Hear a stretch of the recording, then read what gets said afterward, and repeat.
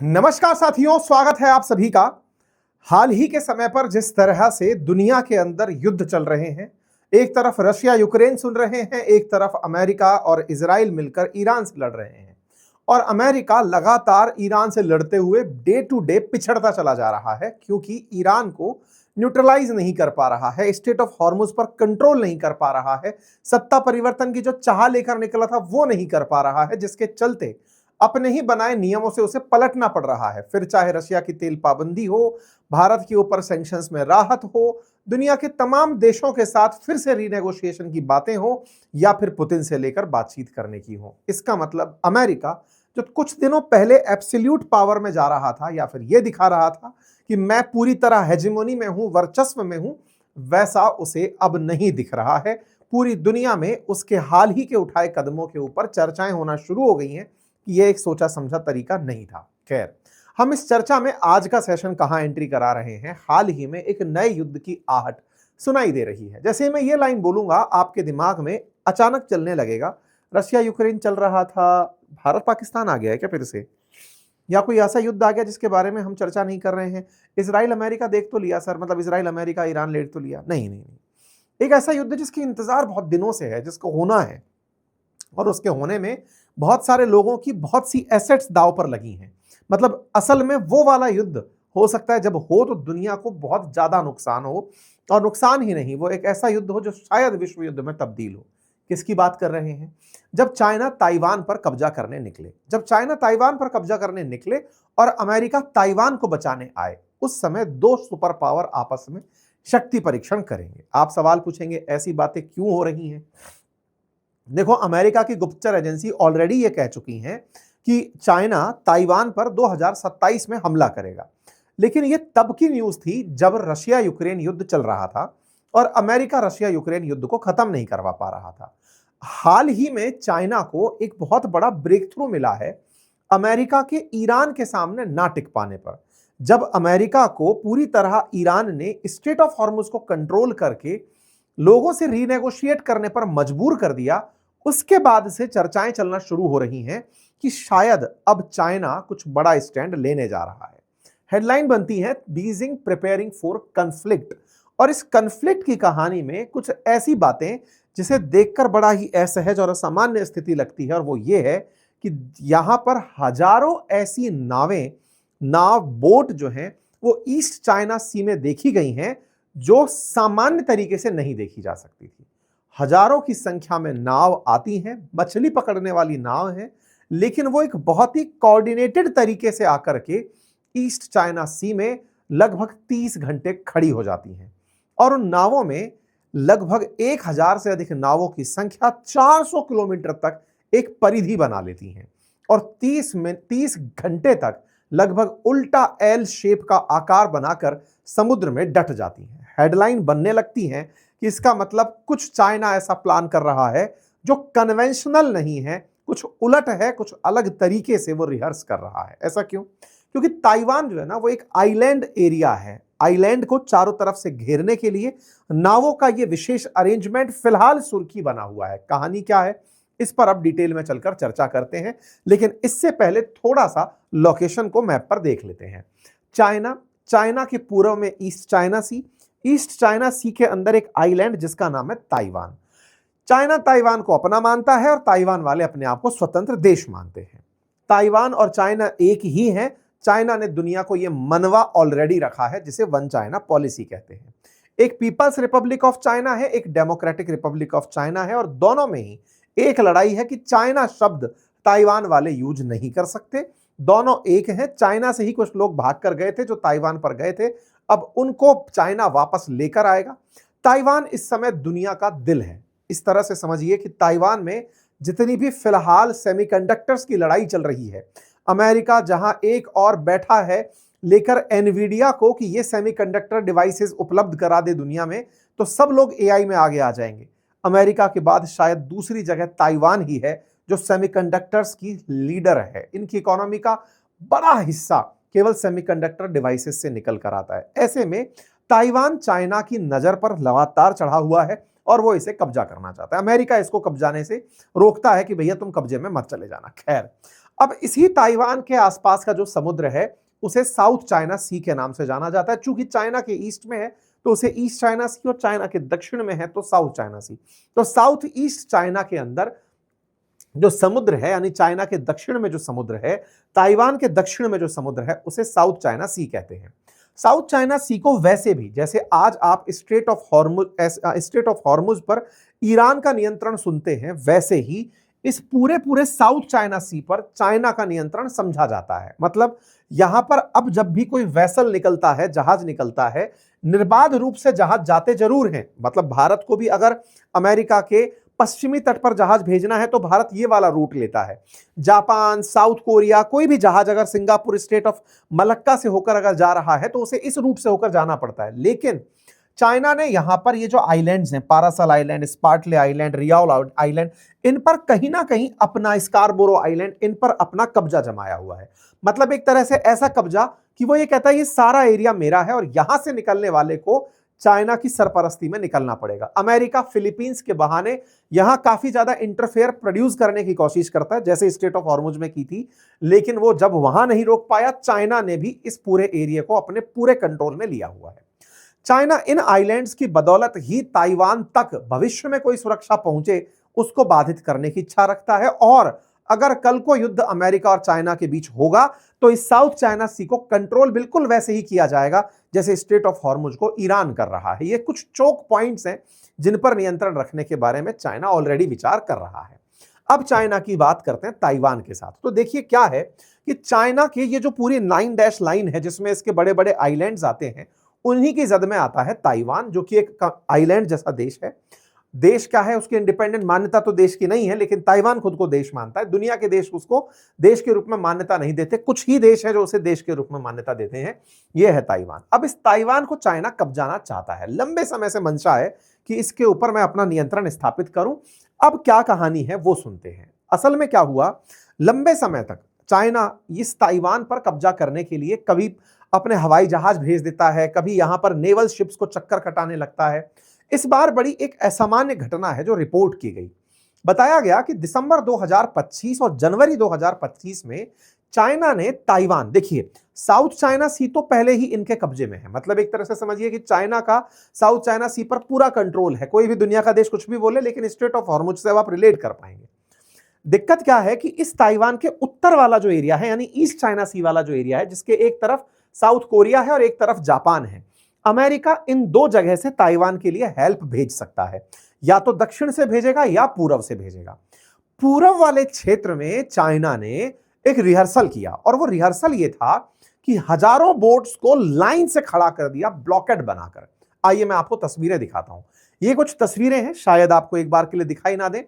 मैं आपके सामने एक और सैटेलाइट इमेज दिखाता हूं जिसमें आप देखते हैं कि ये ताइवान है। इसके उत्तर में जहां साउथ कोरिया और जापान आपको दिखाई दे रहे हैं, यहां पर जहाज, ये जो है ना बोट्स हैं, ये एक साथ हजारों की संख्या में आकर जमा होना शुरू होती हैं। ऐसे जमा होना शुरू होती है कि आपको लगेगा कि ताइवान तक कोई सहायता पहुंच ही नहीं सकती। 400 किलोमीटर तक बोट्स का जाल बना दिया जाता है। मतलब ये सोचिए कि कैसी वॉर स्ट्रेटजी है। एक और वीडियो दिखाता हूं, इस वीडियो को देखें, 10 जनवरी का वीडियो है। यहां पर ताइवान के उत्तर की तरफ, जहां से साउथ कोरिया और जापान से मदद आ सकती है, क्योंकि अमेरिका का बहुत बड़ा एयरबेस, जैसे सेंटकॉम का मुख्यालय है ना अपने कतर के अंदर, ऐसे समझिए कि पूरा इंडो पैसिफिक का सबसे बड़ा मुख्यालय जापान में है। इतनी बड़ी सेना है। फिर साउथ कोरिया में है।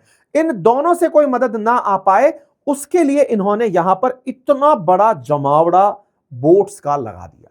मतलब एक रिहर्सल जो कोऑर्डिनेटेड था, उल्टे एल आकार का, ताकि यहां से जब भी कोई सहायता चले तो उसे उलझा दिया जाए।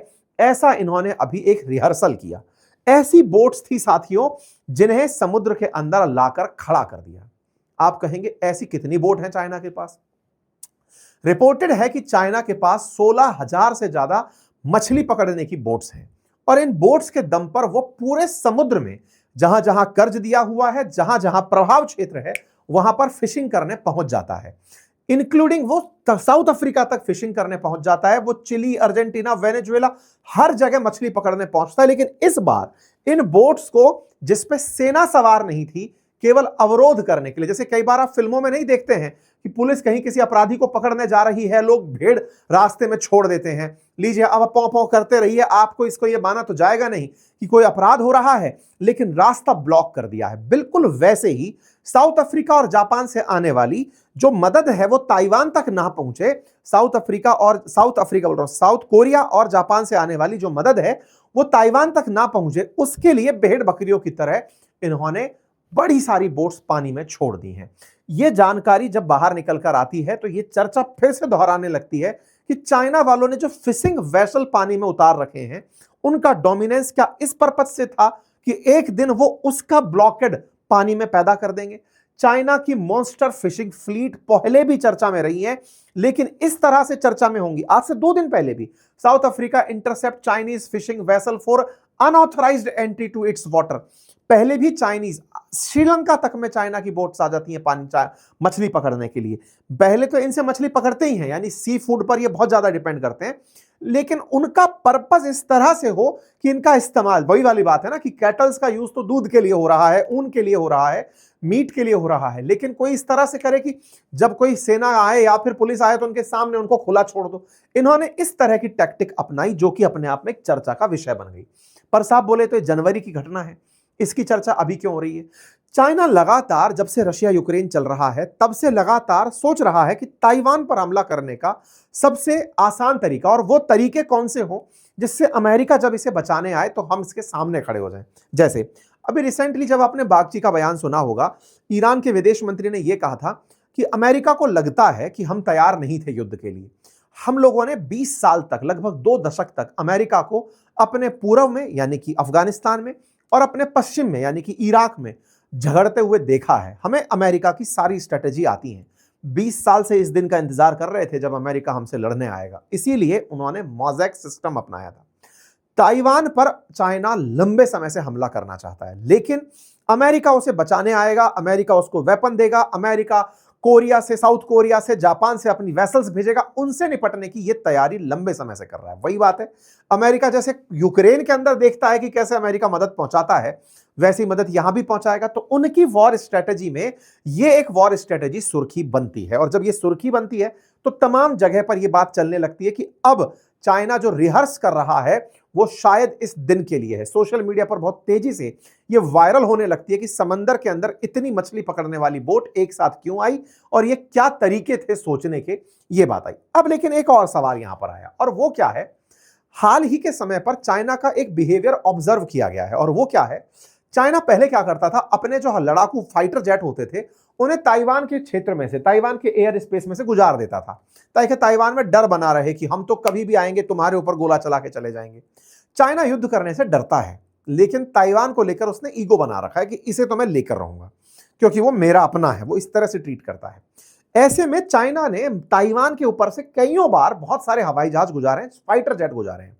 रिसेंट डेज में, पिछले 1 महीने से उसका कोई फाइटर जेट ऊपर से निकल ही नहीं रहा है। लोगों को इस बारे में चिंता होने लगी है कि यार ये अनयूजुअल बिहेवियर कैसा है।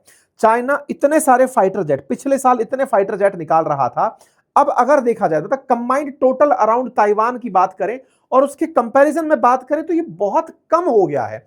मतलब फाइटर जेट्स की जो संख्या है पार करने वालों की, मतलब पहले अगर 300 निकलते थे तो अब 3 फाइटर जेट को गलती से उसने एयर स्पेस में भेजा होगा। बोले ये स्ट्रेटेजी क्यों बदल रहा है? चाइना स्ट्रेटेजी बदल रहा है, फाइटर जेट्स नहीं भेज रहा है, चल क्या रहा है? ये अपने आप में एक सुगबुगाहट नए युद्ध की होना शुरू होता है। साथियों, जो नए युद्ध की सुगबुगाहट ये बिल्कुल वैसे ही है कि ईरान अमेरिका होना ही था, पहले से तय था। ऐसे ही चाइना ताइवान होना ही है। अमेरिका खुद मानता है, ये हमने खबर आपको पहले भी बताई है कि अमेरिका के कमांडर्स का मानना है कि ताइवान पर 2027 में चाइना चढ़ाई कर देगा।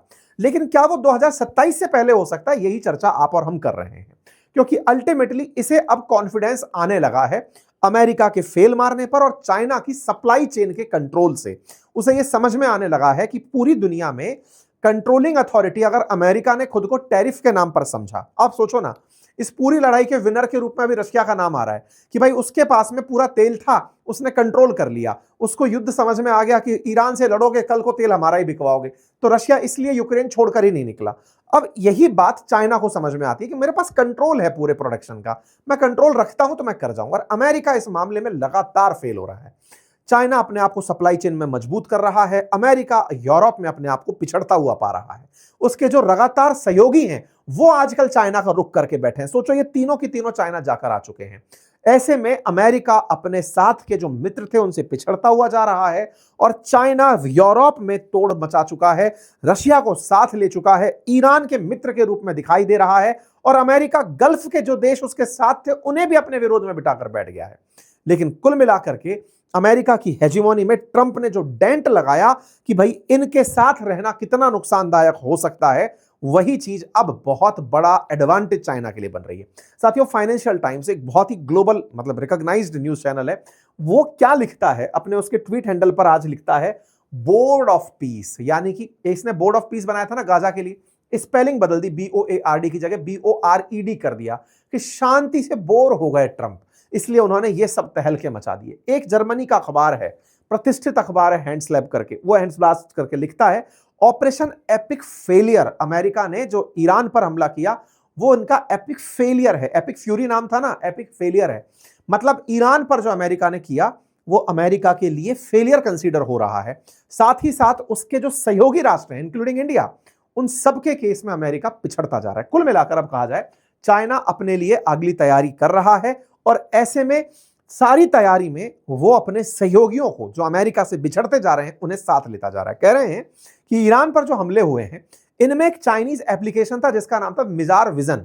ये एक AI जनित टूल था, उसने ईरान की मदद की ये बताने में कि अमेरिकी बेसिस पर कहां कहां क्या खड़ा है। अभी हाल ही में आपने सुना था ना कि इसने ईरान ने उनकी एक सबसे बड़ी डिवाइस तोड़ दी, रडार तोड़ दिया, S-400 फोड़ दिया। ईरान को इतनी प्रिसाइज लोकेशन पता कहां से चल रही थी? बोले इनका मिजार विजन नाम का एक AI सॉफ्टवेयर है, वो इनको जानकारी दे रहा था। वो कैसे दे रहा था? बोले जैसे देखो ये जहाज खड़ा है, आपको दूसरा जहाज यहां खड़ा है उसके बारे में तस्वीर नहीं पता चल रही, लेकिन मिजार विजन इसी को एनहांस कर देता है और वो आपको एक प्रॉपर सीन दिखाता है कि यहां पर और क्या क्या है। मतलब इस तरीके से इस AI टूल ने ईरान को एज दिया हमला करने में, सैटेलाइट इमेजेस को एनालाइज करने में कि कहां क्या है, और ईरान वहां पर प्रिसाइज अटैक कर पाया। बड़ा नुकसान अमेरिका को हुआ है मिडिल ईस्ट के अंदर, वेस्ट एशिया के अंदर, जहां जहां उसके अड्डे थे वहां पर निशाने बनाए गए हैं और उन निशानों को बनाने में ईरान अगर कामयाब हुआ है तो उसके पीछे सूचनाओं का, सैटेलाइट्स का योगदान इंपॉर्टेंट है। आप सोचिए इतनी प्रिसाइज फोटो दे रहा है खमेनी के घर की, जो कि वास्तविकता में ऐसी दिख रही थी, उसे रियल टाइम पर दिखाकर दे रहा है। ये सारे काम AI की मदद से अब चाइना मदद में दे रहा है ईरान को और उसका परिणाम देखने को युद्ध में मिल रहा है। खैर, कुल मिलाकर इनकी नजदीकी युद्ध के अंदर इन सबका एक साथ होना आने वाले समय में दुनिया को एक नए युद्ध की तैयारी दिखाता है। चाइना को इस समय ईरान का एक सपोर्ट इस बात पर मिला है, ईरान ने कहा है, मतलब एक सुगबुगाहट है कि ईरान जो पेमेंट्स हैं उन्हें भी चाइनीज मुद्रा जो युआन है उसमें लेने की सोचता है। कुल मिलाकर ट्रंप का विश्लेषण बाद में होता रहेगा, रशिया चाइना के साथ खड़ा रहेगा, ये बात अब सबको समझ में आती है। वेस्ट के देश इसके साथ ऑलरेडी हैं। कुल मिलाकर के चाइना की तैयारियों में सप्लाई चेन बाधित करना सबसे बड़ी तैयारी है और वो उसकी लगभग तैयारी कर चुका है। आप लोग इस विषय पर क्या सोचते हैं? अपनी राय जरूर कमेंट बॉक्स में बताइए। चैनल पर नए हैं तो सब्सक्राइब कर लीजिए। फिलहाल के लिए इतना ही, बहुत बहुत धन्यवाद।